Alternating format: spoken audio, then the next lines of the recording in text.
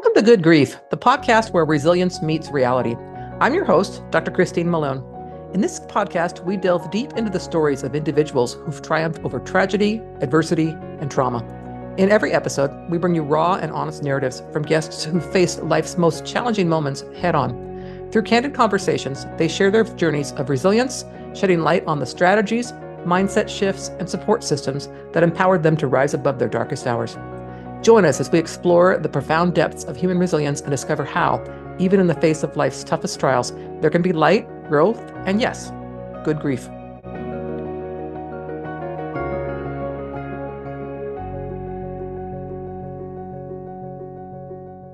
Okay, listeners, thank you so much for joining me for this episode. My guest is Diane Namm. She's a book author and a writer-director for stage and film, and we're going to talk about her book about helping children in the grieving process. So, Diane, thanks so much for joining me, and if you would like to just tell our listeners a little bit about yourself.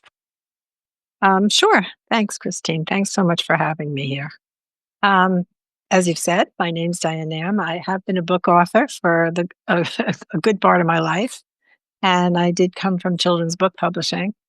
And then when I moved to Los Angeles, I became interested in stage and film.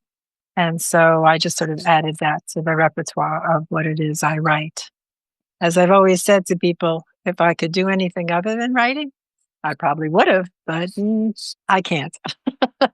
It's the only thing I can do, and I've been doing it all my life. Well, people who can write well, that's a talent. It's like it's not for everybody. That's for sure. Well, thanks. I am a proponent, though, of people writing, regardless of whether or not they become published or whether or not they feel, that they're accomplished, because I do think that writing is part of whatever emotional therapy that I use for myself. And I think that it is actually helpful for everybody. Absolutely. I was telling you before we started recording, I published my autobiography, and it was very cathartic, extremely thinking back on things I hadn't thought about for a long time, and what I've learned from them, and so on was really, I really enjoyed it. I did take a class, a local class from a lady who helps people write their autobiographies, which was extremely helpful because I'd never written in the first person, for example, and so on. It was really like, how do you even do that, or whatever. So that was really helpful for me. But I agree. Writing is a really great practice, especially for when you're telling experiences or so on and so forth. It's just been great. No, I agree. Tell us how and why did you write a book about helping children with grieving?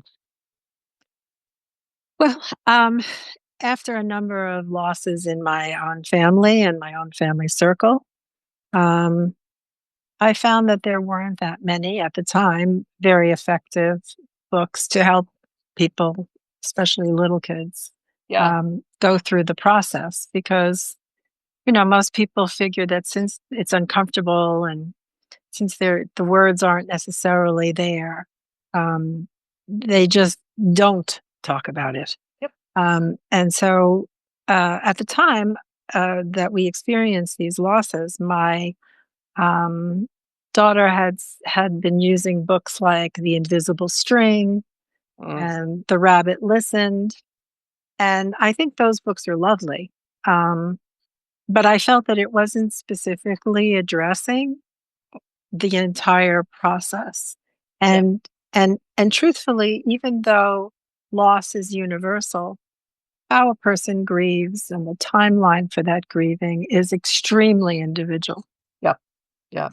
And because children don't understand the causal relationships of why someone is gone, they tend to internalize it. Yeah. And it was very important to me that I figure out a way to prevent children from internalizing it and taking that loss and turning it somehow against themselves.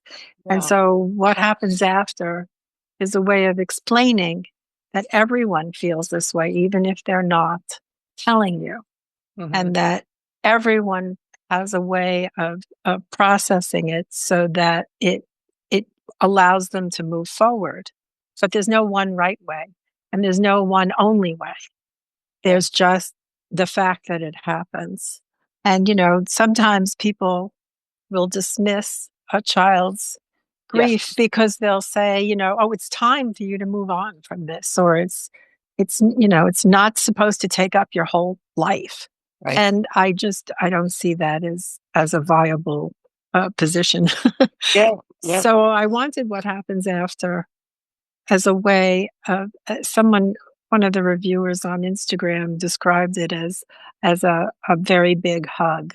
And, Oh, and and that is in fact what I meant when I was writing it, is yeah. that that's the only thing you can do for someone who's grieving. Yes. There are no right words. There is no path forward that has to be determined by anyone else, but you just hold that person close Yeah. because that's what they need. Yes, yes. In my experience, with working with especially with adults who are going through grieving process and then they have little children, is a lot of people don't think the kids wanna talk about it. So I've had people say, "Well, I don't wanna cry in front of little Joey," or "I don't wanna this," or "I'm not gonna bring up grandpa because I don't wanna make him sad." And my experience has been with my own children and going through grieving that it was very helpful for them to talk about it and to have a conversation. And when my stepmother was dying of cancer, my son, I think he was about 7 or 8, we had a lot of conversations about what that meant, what was coming, and he was more comfortable with it. It was not scary. It wasn't like, "Oh my gosh, what happened?" and no one's talking about it. So I think that kind of comes in with helping kids to really go, and I like it you made a comment about internalizing it. Kids tend to think that everything is their fault, or I had some process in this, and maybe it's because I got mad, whatever. And that tends to be, not very healthy for the kids. Right. And even though I did write it with children in mind, um, and I'm not comparing myself in any way, shape, or form to Shel Silverstein, but like The Giving Tree, it really is a book for anyone who's Yeah, suffered loss and is just looking for a way to sort of process it and move forward with that process. yeah, Um, because a lot of times when you haven't been allowed to talk about it, even if you're an adult, you need something to help you get to another level of acceptance or another level of understanding about yourself and how your grief influences and informs you. right. So I don't. It is a picture book and it is for children, but it's also just for anyone Yeah, who has experienced, the loss of someone they love and is just looking for a valid way of approaching the grieving process. yeah. If you haven't thought of it already, I would reach out to pediatricians because as I mentioned before we started recording, when my first husband passed away, I asked my pediatrician, my son, "What books, what can I do? What's out there?" And she gave me some recommendations, but it would I mean, without that, I was lost. Of course, that was pre-internet as well, so, it wasn't like Well, you could. that's a good idea. I'll tell Kelsey. I think that's a great idea. It's just one of those things where, places where someone would be like, "Oh, or give them a copy to keep in their waiting room," or so what I'm saying? Anyway, I'm getting way off topic. I'm here's my marketing brain coming in. It's like, Well, "Oh, I appreciate the help. I do.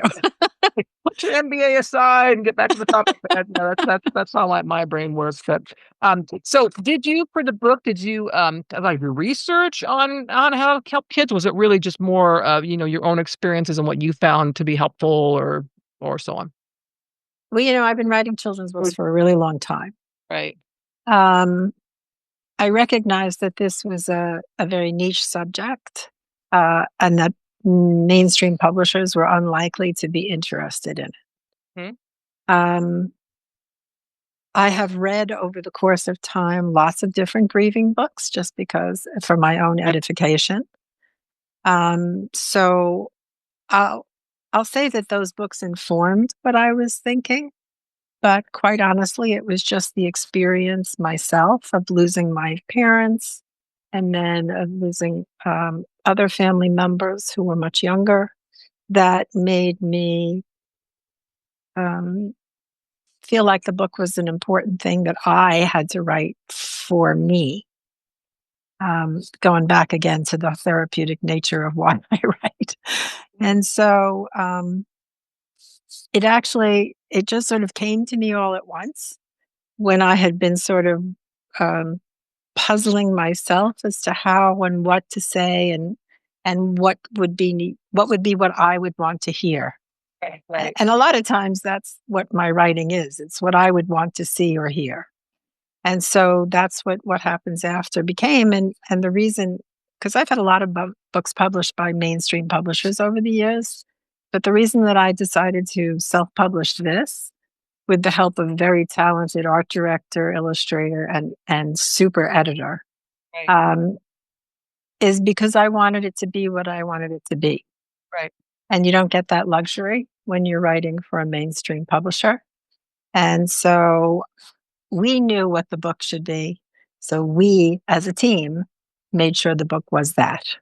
Uh, Now, did you like, I know you had an illustrator for the book. Did you tell that person, "This is what I want on this page," or did you just say, "Go with it for the topic," or how did you do I'm not an artistic person, so I always think, "How did you come up with that," or "What made you think of that?" Um, so when you're working with illustrators, especially talented ones, you don't have to tell them what to do on every single element. And in fact, I think that's detrimental to the creative process. I wrote the book. I had a vision for how I wanted it depicted, but I'm not going to micromanage her. And the art director, again, another talented person, it doesn't need me to tell the artist or her what to do. I just need to tell them what it is I wanted to see. So it was really important to me that we have a variety of losses depicted Right, and a variety of families, right. because it was important to me that everyone see themselves somewhere in the book. Yeah. Yeah, that was something. So that was primarily what I said. And then the rest is something that they worked out, knowing that that was what I had envisioned. Yeah, yeah. My experience when I wrote my autobiography was telling the person who did my cover asked what it was about and what I thought I wanted, and what they came back with was like, "I didn't even think of that. That's beautiful." So, yeah, I get Right. that. You Right. So I don't over, yes, I don't micromanage. yeah, and you're happy with what you get, so that's so I want to talk to you a bit about the diverse representation. So I love, especially in kids' books, where again they see themselves. So they're not all, the families are different, the ages are different, whatever it might be. I think that it's helpful, especially for kids, and seeing, this relates to me. It's not just one person who looks like that or whatever it might be. So how did you kind of incorporate that in there? Was that mostly with the illustrations, or is there something about what's also in the book that kind of addresses some of the cultural things, or how did that go? Initially, I had thought about making it a cultural statement, um, but that just seemed really heavy-handed, and then it became something else, and it was not so much about the personal feelings. It became more about how different cultures deal with death. And Mhm. I decided that was a book for Yeah, another time. yeah. That this was really just about using the illustrations, Right, um, to show that the universality of loss extends from losing a pet, from losing a sibling, from losing a parent, and from losing a grandparent, because we all have those relationships in our lives. right. And it doesn't really matter what your ethnicity is or your culture is. Mhm. We all still feel the same feelings. It's just we all process them differently. Right. I've had guests on this show that have talked about kind of the cultural things in their culture with regard to grieving, Jewish traditions, and so on. One was one that comes to mind. Just different things like that that are very helpful. But I don't know that that's little kids really would get that, right? So it's kind of, yeah. That's And and to be honest, I wasn't really going for any kind of religious indications or any kind of religious explanations. If that's something that the book, provides a launch pad for, great. great. That's your family. But I didn't think that it was my place Yeah. to select a type of religion and then impose it on the grieving process, because that's something that's individual also. Absolutely. And I think that this just provides a talking point so that if you are so inclined and you feel a certain way about a certain religion, then you can take it from there. Yep. But I didn't think that was my job. Yeah. No, it kind of again brings it like not only is it like culture maybe to religion, but also again, like you mentioned, it could be the family. So how my family deals with this might be different than another family. But loss is global, as I mentioned before we started recording. I've had listeners all over the world. Right. It's global, so of course that makes sense. So how you deal with the aftermath is different than especially with children, helping them understand the finality, I guess is the word I want to use. For Right. for my And the fact that, yes, it is a physically final, right, but it's not an emotionally final. right, You are forever in touch with the person you knew, whether or not they're alive, right, because they've informed who you are and they have affected your thinking. yes, And that to me was what matters. yes, You know, yes, I, when I see a rainbow in the sky, I know it means my mother's watching.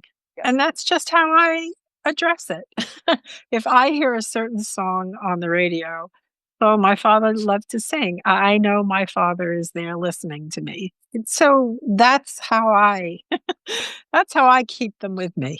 yes, I'm with you there. Anybody who knows me certainly has heard that my son Ian that passed away, really responded to the color yellow for whatever reason. Yellow just made him smile, and I mean, he was very disabled, so it was just amazing. So when I see things that are yellow, I tend to think of my Ian or the Coldplay song "Yellow" comes on, I immediately go there.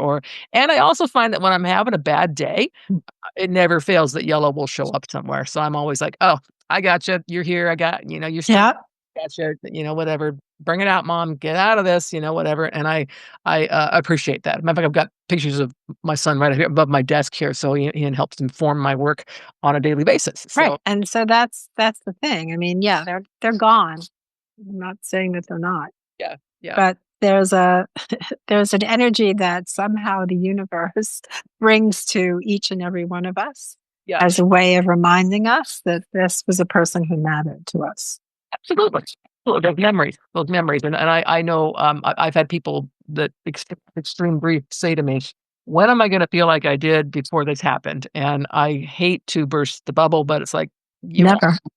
you're different. You're different now. It's not like you won't ever be happy again or whatever. I mean, I Right. went on to have 2 more children after my son passed away. So, I mean, life went on and it's all good and I'm whatever, but I'm never the same as I was before that experience. It just, again, informed who I am and how I look at life and what I think about things and so on. And I have often had people tell me, "You know what? You don't seem to sweat the small stuff." It's like, because it doesn't matter when when you've had big stuff. The small stuff's like, meh. All right, some places. It's Yeah, I can't change it, or the things that you can't change, right? It's like I can't change that. I got stuck. I was telling you what out of California recently. I got stuck in horrible Seattle traffic.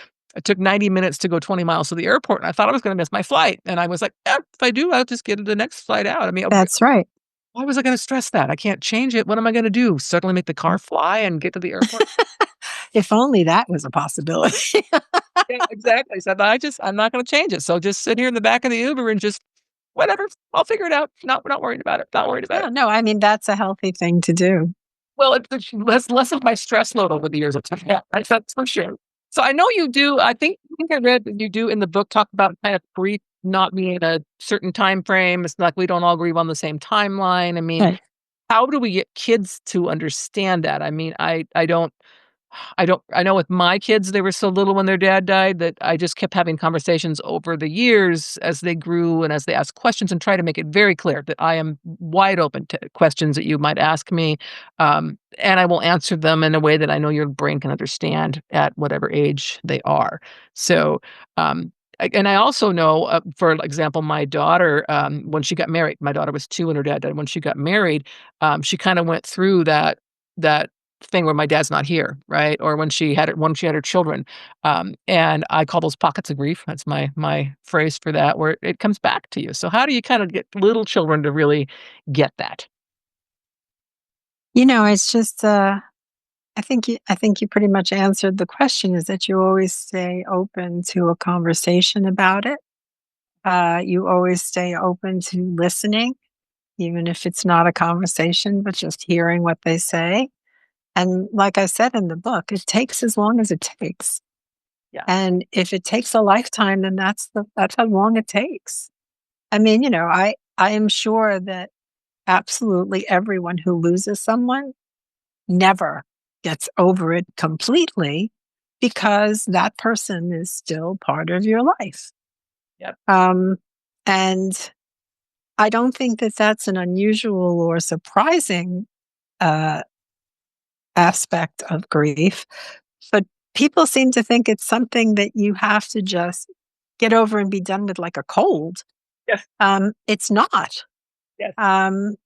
It's more like a broken bone or something because although yes, you can walk again and the bone mends and you keep going, but the bone's changed and that's just the way it is. And that's the way it is with every relationship we've had. Yes. There's a young woman, I don't remember her name, but it's the first time I ever heard the term. And I was a little uncertain as to how I felt about this term, but she calls it being death positive. And by that, I think what she means is that recognizing that death doesn't end your relationship. Mhm. It just ends the time the person spends on the planet physically. Right. Right. But being death positive means you recognize that that person is still an integral part of who you've become, who you will be continuing, going forward. And that's not a bad thing, I Yeah. don't think, because these are people who influenced you. These are people who loved you. These are people who you loved in turn. And there's no limit on the time that you spend mourning the loss of that person. And it doesn't necessarily have to stop you from doing anything else and from continuing to live your life. Yeah. But it's not something you get over. No, for the word moving on, that always makes me go, you don't really move on as in get over and forget. You move on as in your life, you're starting new things. Like you get an education. Now you might move into something else to do because you're somebody different now. I mean, Right. it's just hard for people to kind of grasp that. I think in our culture here in the US, very resistant to talking about grieving. I mean, we have most employers give you the 3-day off when someone dies, and that's, kind of considered to be it. I've had people say, I can't believe you're not over that yet, in different things. And I think, wow, I'd like you to think about if you went through some of these things, whether you would ever be over it. I mean, and I think especially when it comes to children, to let them know that they can talk about whatever the loss is, whatever they're feeling, even years and years and years later. Of Like, course. Of course. And I mean, I think that in general, we maybe we as a society or maybe we as human beings at this point are undervaluing the importance of empathy yes, and undervaluing the importance of understanding other people's points of view. yeah, And I think that as a result, there's kind of like this fast food approach to everything. Well, you get over that and you do this. And then this is gone, so it doesn't make any difference. Get a replacement. I mean, the truth is, nobody replaces anybody. You just move forward with different relationships. yep, yep. I think some of the traditional ways that especially if you do a lot of reading on grieving, it's like Elizabeth Kubler-Ross. No disrespect to her, but the whole stages of grief where people think you gotta go through these stages and then you're gonna be quote unquote "over it" or whatever it might be, and that I think does a disservice. It's like, I don't think that's what she meant in her writing, but it's really kinda gives you that sense, well, this is step 1, step 2, step 3. It's like assembling something, right? I mean, I just kinda look at it that way. Right. It is an assembly line approach to emotion, which, that people are human and messy, and that's just not the way it goes. Exactly, and everybody grieves differently. I think that's an important point for people to know too. It's like, what, and they may grieve differently over different losses. I can assure you I grieved very differently when my husband died than when my son died. It was very Of different, course. Of course. right? So it's like, I mean, hopefully you learn something when you go through a grieving serious grieving thing where you're like, "Wow, that just changed my whole life," and you can learn from that, and take it into the next time it happens, but it's always a different thing. I've also found in our culture, people do tend to kind of get judgmental when it comes to grieving. In my circle of working with parents who've lost children, for example, a lot of them will deal with things in different ways. I have had people that didn't want to have their child buried because they didn't want to go to a cemetery, right? Or they wanted to do this or they wanted to do that. I have a close friend whose daughter died many, many years ago, over 20 years ago, and she still has her daughter's bedroom intact in the house, mainly because she didn't need it for anything else. So why change it? And she goes in there when she wants to really think about her daughter. And she's told me when people hear that, they sometimes think you're stuck. You're never going to get over it. You're this, and it's like, that's not what it is at all. And so don't be judgy on that. It's not like I'm depressed and despondent all the time. It's just my way of interacting Being close to her. with those memories, right? Yeah. So I don't I find that to be when I hear those types of things, I just kind of go, how how do empathy, of course, is trying to put myself in someone else's shoes. I can't be and I don't know what it's like to do some of these losses. I have no idea. I mean, when someone experiences something that's like, okay, I can relate to sadness and I can relate to all those different things where it's just like, wow, that's terrible. But to empathize rather than sympathize, you've probably heard of Brene Brown. She has a really great video. It's a cartoon I show my students on the difference between sympathy and empathy, and it's so good because I know in grieving times, people want to say something they think it's helpful, when in reality, some of those things that people will say are not. I'm not. When my first husband died, I was 31 years old, and I remember somebody at his funeral saying, "Oh, it's a good thing you're young enough. You'll find someone else." And I thought, that is the last thing on my mind today. And yeah, I need to replace. I just yeah. Worse, when my son died, I had somebody say, "Well, at least you have other children," as if it was like losing a pair of shoes. So, and in Brene Brown's video, she says, "Anytime you use the words 'at least,' you're going down the wrong road. So just don't do it." So.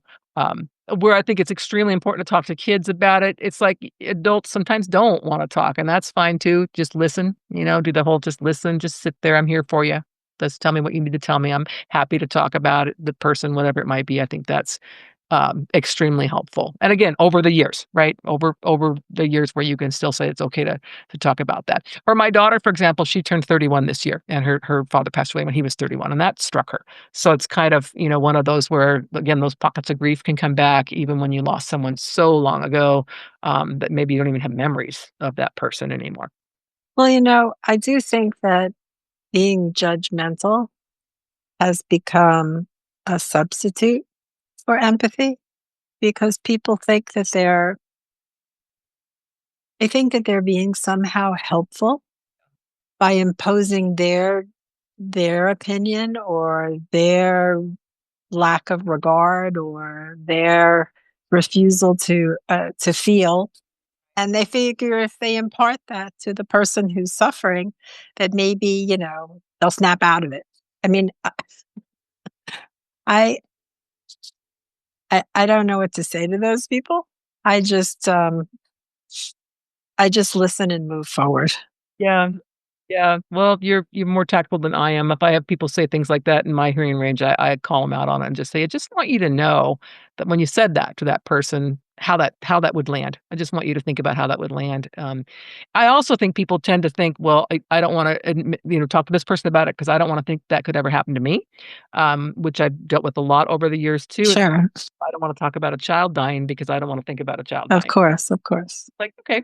There's a whole lot of, denial and avoidance Yeah, that goes into being, um, an unempathetic person. yeah, I suppose it's some sort of survivor mechanism on their part, and, who knows what their lives have been like, but, um, but that doesn't work for me. yeah. So I don't engage in conversations with people who clearly aren't going to be receptive to my way of thinking. Yep. No, I don't either, but like I said, if somebody says it in front of me, I No, I admire that. I'm glad that you do that. I just walk away. yeah, it's I mean, especially like I said, I teach the topics and to my students, it's like, I want you to really think about that before you say it because you think you're being helpful, but you're not. You're really not. That's a very stupid thing to say. Don't say don't See, say and I just go write a book I mean, Yeah, that's my. there's that. Yeah, there you go. There you go. Actually, I keep saying one of these days I do want to write a book about what to say and what not to say to grieving people. I think you should. It's on my list of if the, I have yeah. Anyway, it's on my list of 8 million books that I want to write in some at some point in time in my life. But Well, whenever you have time, I think that the world would be a better place if you wrote them. it's just one. I mean, when I talk to guests on this show, it's always about someone will always tell me something that somebody said, and it's like, "Ugh, why? Again, I know they want to be helpful, but that was not helpful. That's you try to help me look at for the positive when in reality, especially when you're fresh in it, I don't have a lot of positive right now, and that's okay. I don't. I need to deal with what's happening today, not thinking about getting married again or having more children or Of whatever. course. Just still, And I just want to add there's a moment in the book that was really that came from both the art director and the illustrator. Um, that I mean, I think was implicit in what I was saying, but she came up with the visual for it, which I think was really amazing. At the end of the book, you see all four of the um, of the people and pet who has been lost. And just like the families are all in the park together, having sort of moved to another step in their adjustment, and they're all sort of in their ghostly imagery on the same park bench in that same park. And so it's kind of like the image you're left with is even in the after whatever, mm, the energy is that they're all together because these people are all together, all living through their lives right, and living them out, together as well. yeah. And I just loved that. I mean, I thought that was just brilliant on her part. I know you also have a audio version out. Is that right? We do. Right. And actually, Catherine Ross, the actress who was in The Graduate and Okay. um, Butch Cassidy and the Sundance Kid, is the voice of the book. And she is truly, truly the voice of the book because her voice is so soothing and comfortable that it feels like a verbal hug. I love that. Well, Diane, it has been an absolute pleasure to chat with you today. Do you have anything else you'd like to share before we end? No, I just really appreciate the opportunity to have spoken with you and to meet you because you're quite a person, and I really do look forward to the books that you're planning to write. And I'm going to read the one about you. There you go. There you go. So, and what happens after? I know again, as I mentioned, that my daughter will put an image up during this video somewhere so people can see it, but we'll also put links in the podcast notes for people to find your book.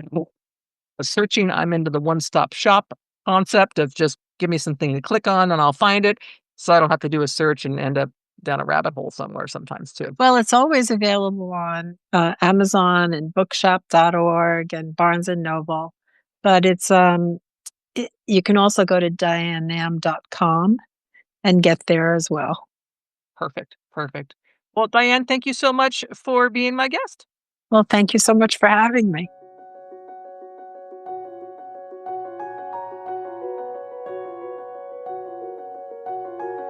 Thank you for joining us for this episode of Good Grief. We hope that the stories shared today have inspired and empowered you on your own journey of resilience.